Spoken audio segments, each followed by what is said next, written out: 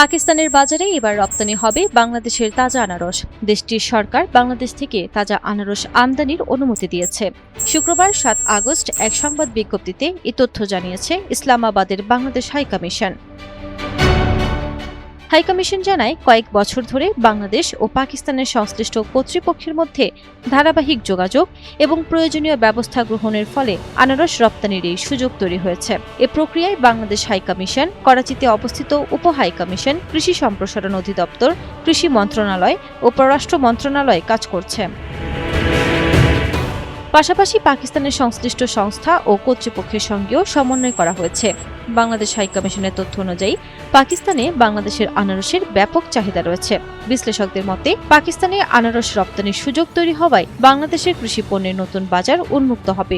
একই সঙ্গে দুই দেশের মধ্যে অন্যান্য কৃষি পণ্য ও ফলের আমদানি রপ্তানি এবং সামগ্রিক বাণিজ্য সম্প্রসারণের পথও আরও সুগম হতে পারে।